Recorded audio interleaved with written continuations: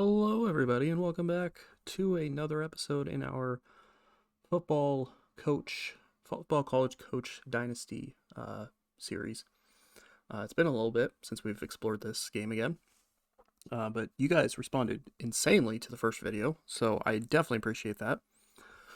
Um, so yeah, we're gonna kind of dive into some stuff here this time, including potentially watching or doing a game. We're gonna probably be doing week one, so. Um, in the process from the last video to this one, I decided to do all the preseason, like the recruitment stuff off screen, the recruitment and the training stuff off screen. Um, some of it worked pretty well. We didn't get any scholarships, or we didn't get anybody signed. Because I think you can only really get people to sign with you after, like, once the season started over. Um, but we got training up a little bit and all that kind of stuff. We did some stuff, so we'll look at this here in a second. So our team. Heading into the regular season, offensive talent wise, quarterback plays 76. So we have a 76 overall quarterback, which isn't too bad, honestly. Rushing skill is 72, run block is 70, receiver skill is 74, and pass protection is 69. So our pass protection is a little low, but otherwise it seems like we're going to be a little bit more of a pass heavy team. Defensive wise, pass rush is 73, run stop 74, man coverage is 74, zone coverage is 74, and tackling is 71. So not too bad of a defense. Special teams, 72 field goal kicking, 75 punting, and then 85 kick punt returns. So we might have a really good return team this year.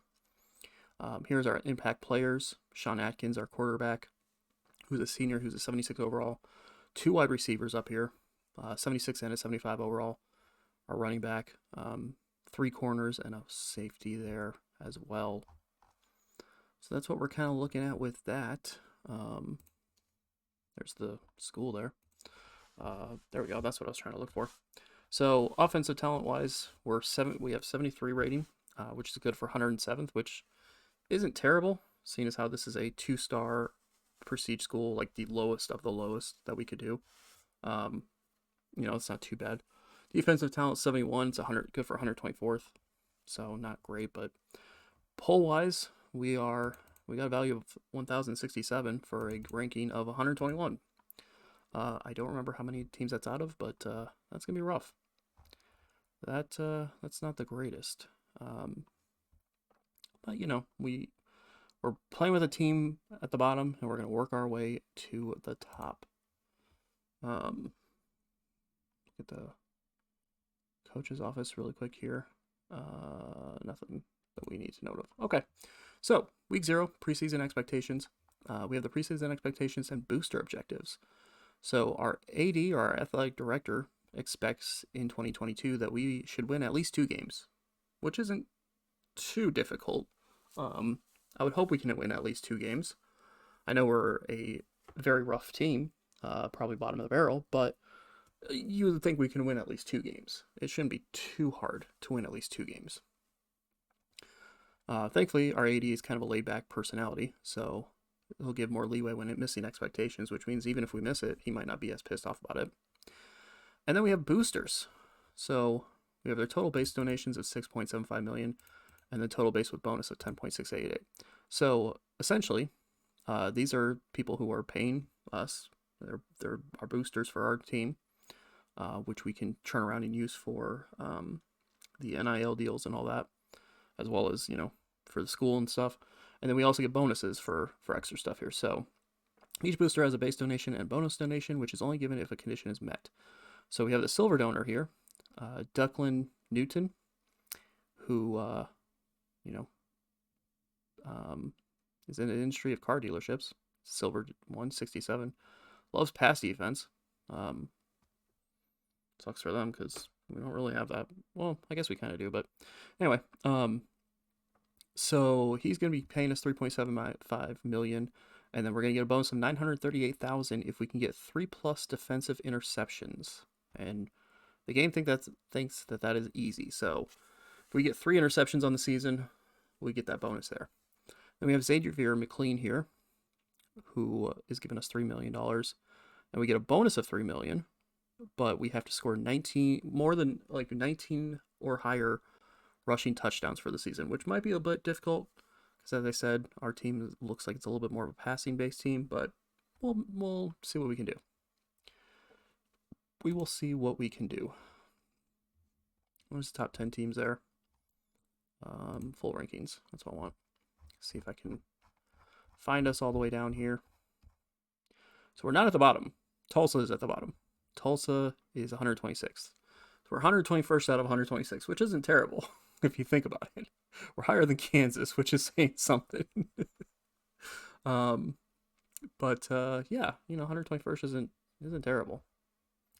It's not terrible. All right, so we're going to advance the week. And you're going to kind of get to see what you get to do. So we are in week 1. We are going to Ball State to take them on. Probably going to get a lose. Probably going to lose. Might be a bit rough of a game. We got our division standings here. There's our teams in our division here.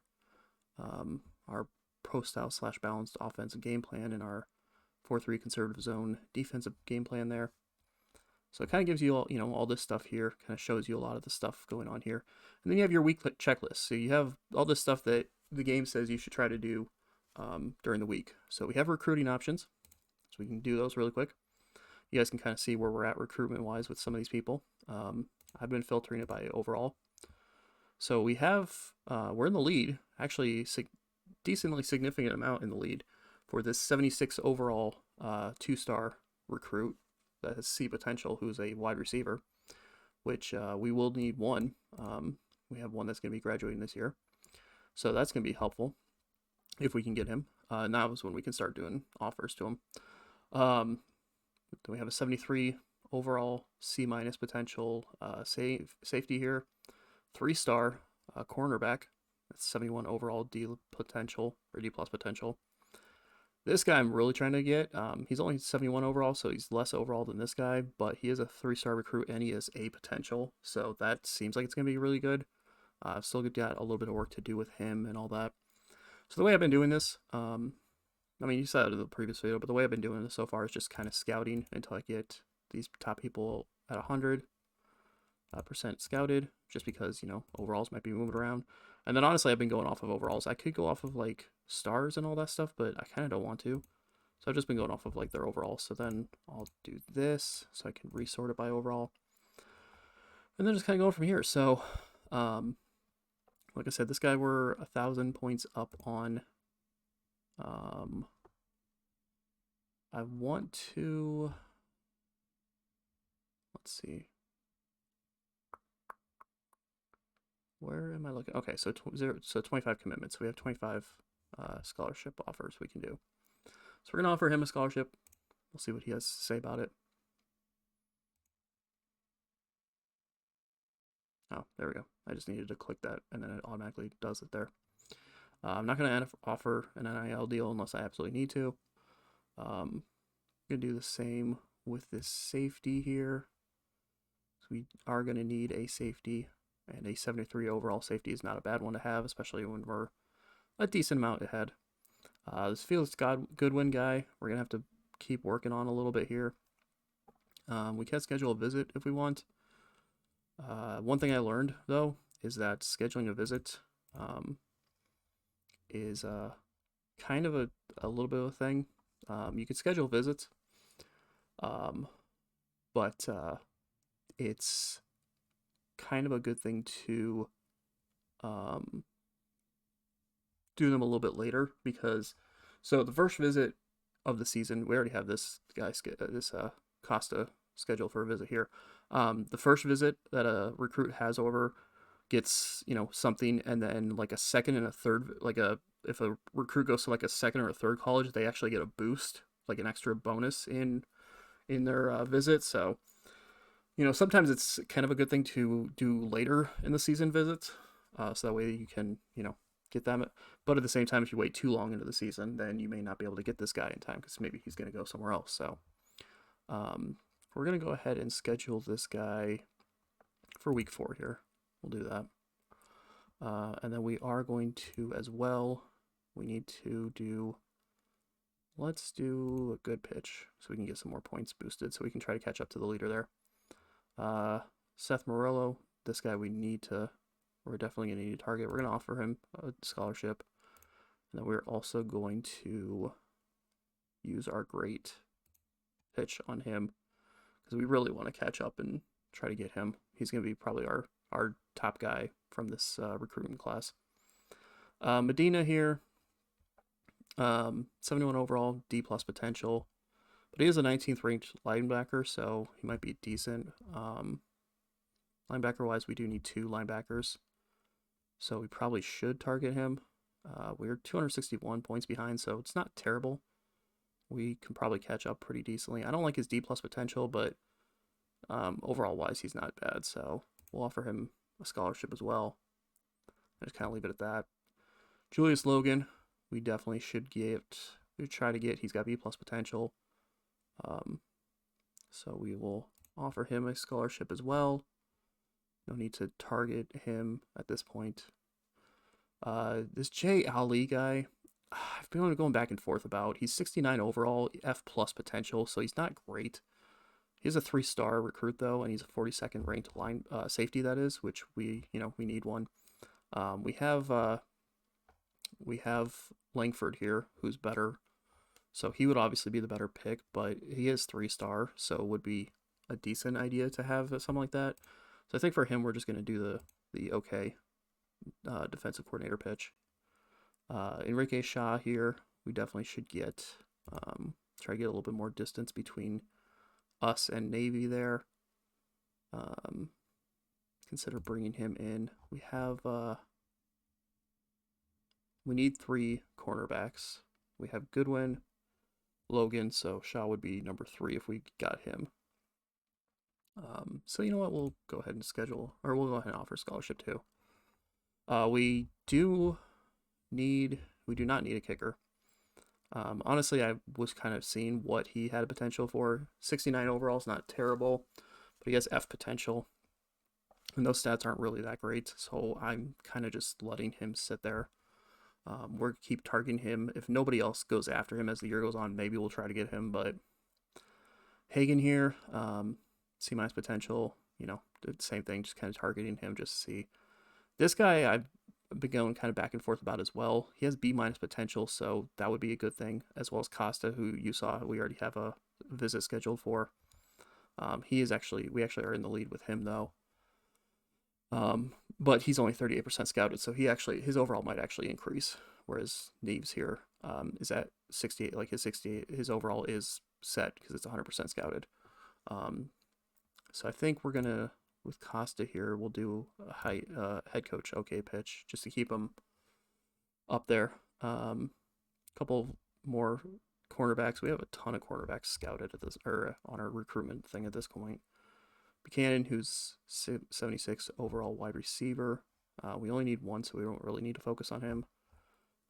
We do need running backs, and unfortunately, the running backs we're scouting are down here in the 65 range, which isn't great. I mean, they're still not 100% scouted, so they might get increased, but they're not. That's not great. Doherty here is the higher ranked running back, but Worley here has the higher potential right now. So it's going to be smarter to target Worley, but since we need 2 of them, it's probably not a bad idea to target both. The only thing though is that we have Cardona down here as well, who is C potential and 64 overall, as well as Valdez, who is 64 overall C potential. So one of those guys could end up moving up. So for now, we'll keep those targeted and kind of see where we go from there. Defensive line, we don't need. I mean, we do need 3 corners, but kind of fine with that for now. I think we're kind of okay with everybody else at the moment. We have a little bit more. McCain down here as well has A- potential, so he would be a good one to consider bringing in. So we'll do the good offensive coordinator pitch for him. Just kind of keep building him up. And then we have this Lewis Kahn, who's a 3-star B+ or B potential, but he's a 59 overall. He's not all the way scouted, but still, like, that's rough in my opinion. So I don't know if he's really worth trying to do anything with at the moment. I think Pyle here we're actually gonna make an offer to as well, just because trying to catch up on him a little bit. Because I like the overalls, but I also like the potential. Because potential, means that they have the potential to grow. Um, and, being someone who's kind of lower who isn't really that great, you know. Pineda, I think we're going to actually do the great pitch for.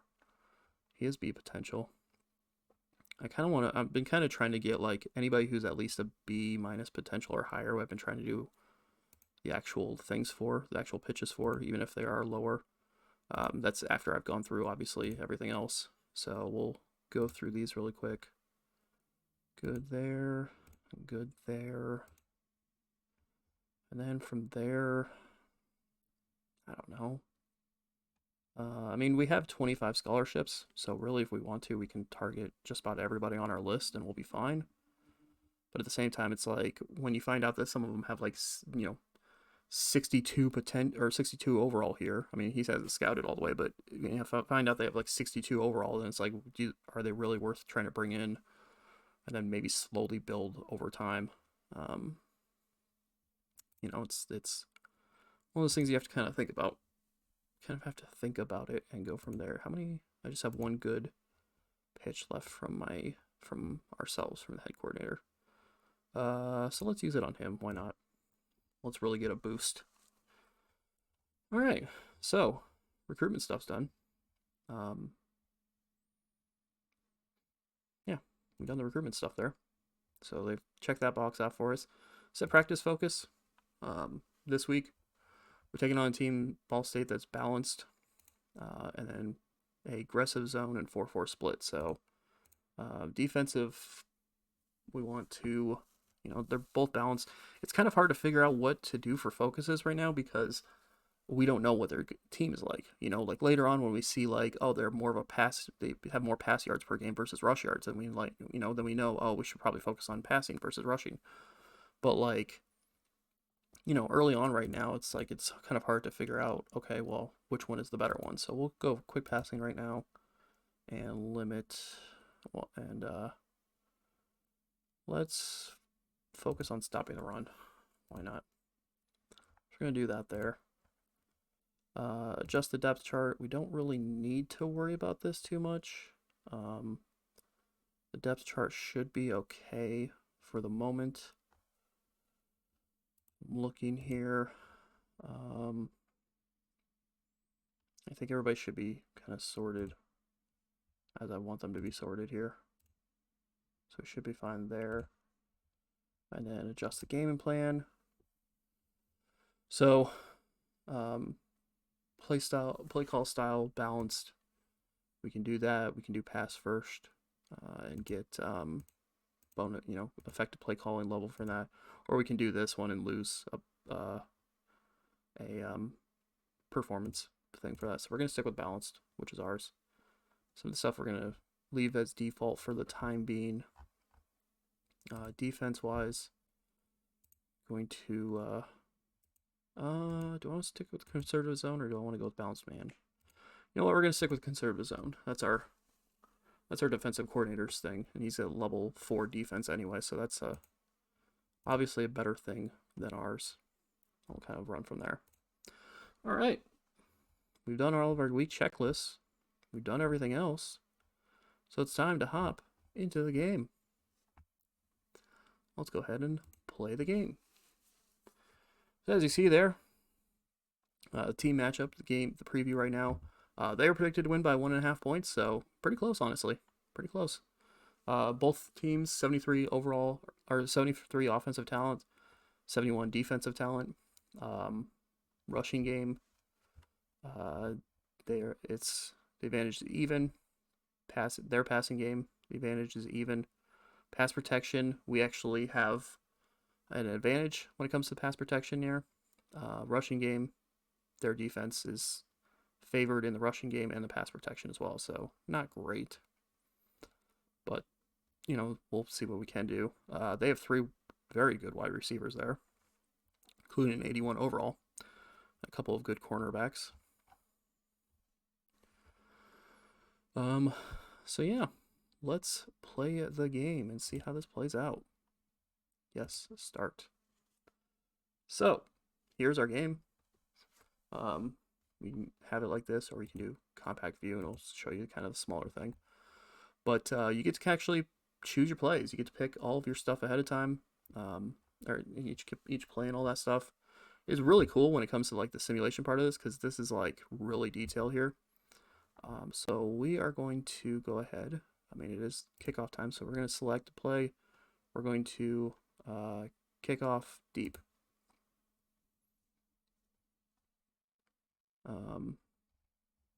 So yeah, we're going to kick off deep here, see what happens.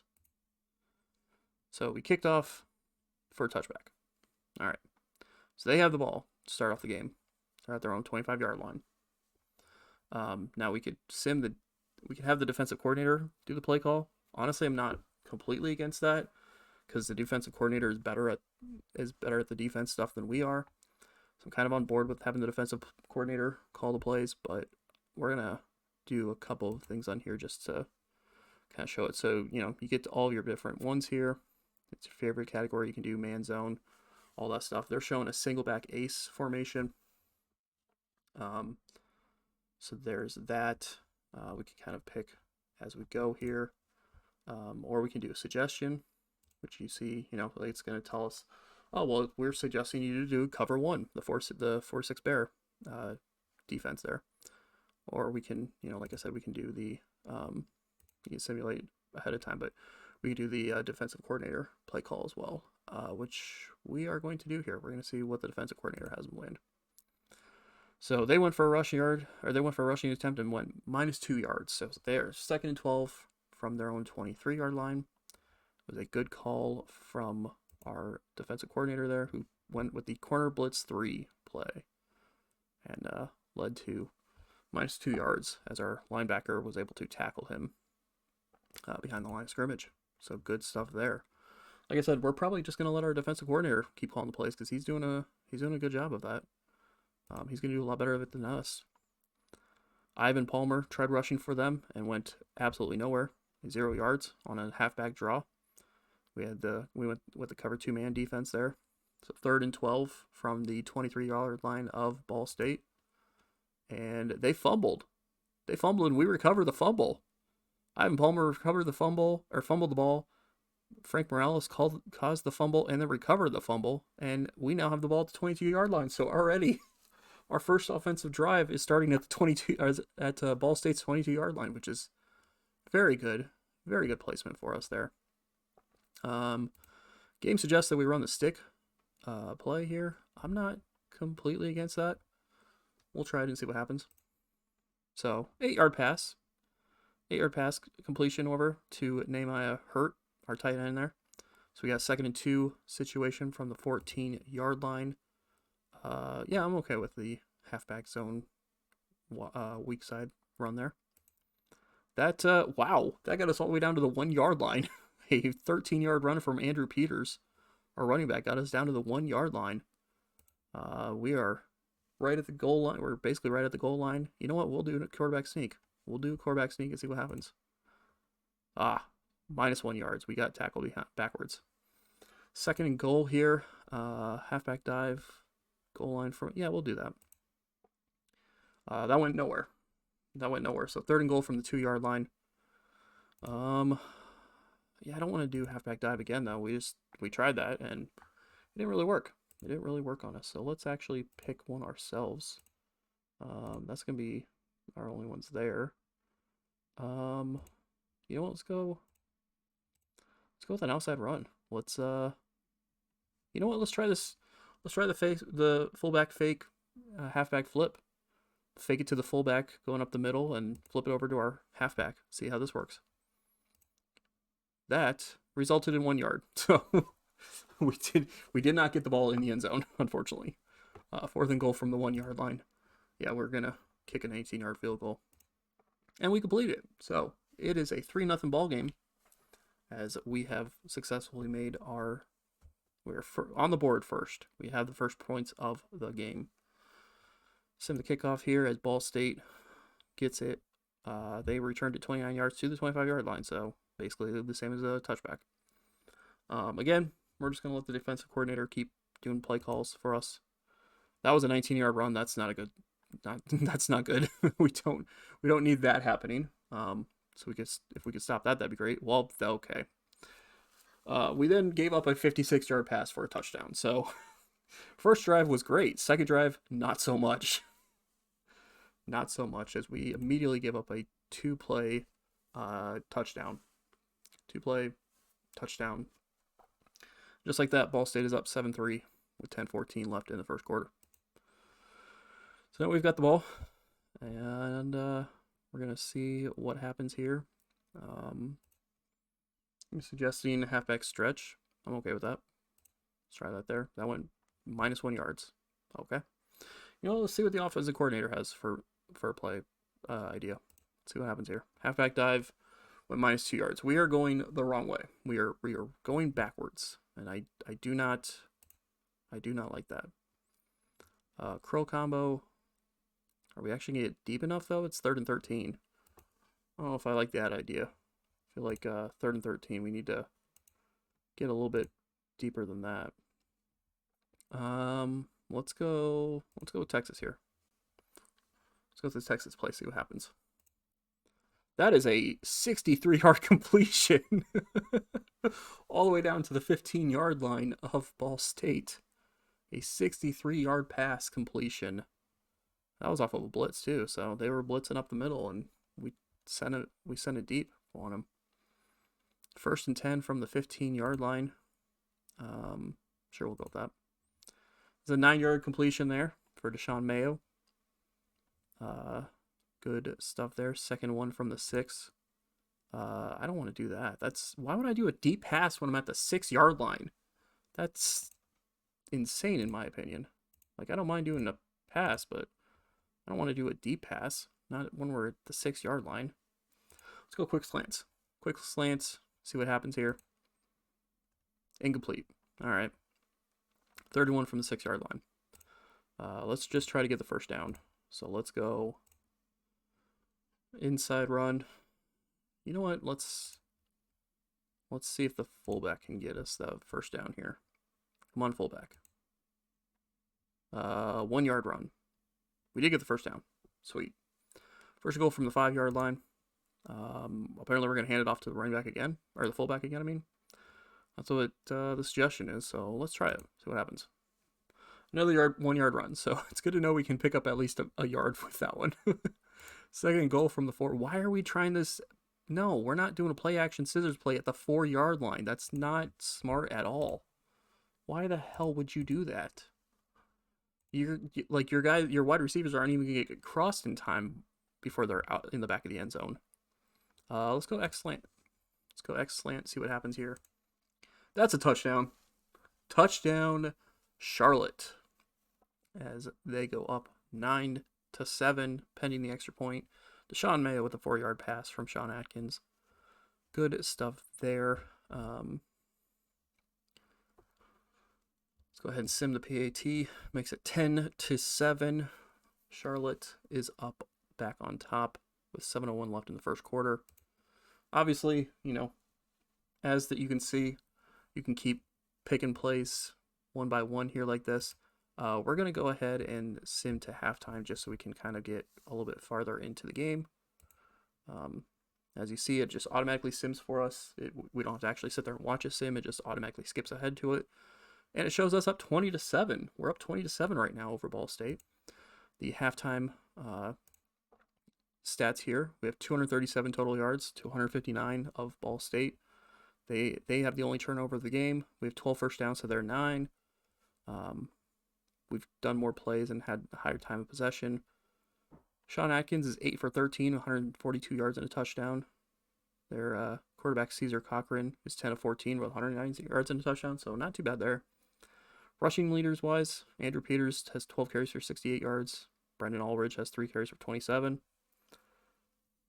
Our wide receiver Elijah Ames has 2 catches for 95 yards. Their wide receiver Colton Snow has 2 catches for 67 yards and a touchdown. So, pretty good stuff so far. We are looking pretty strong after the first half here. Impact plays.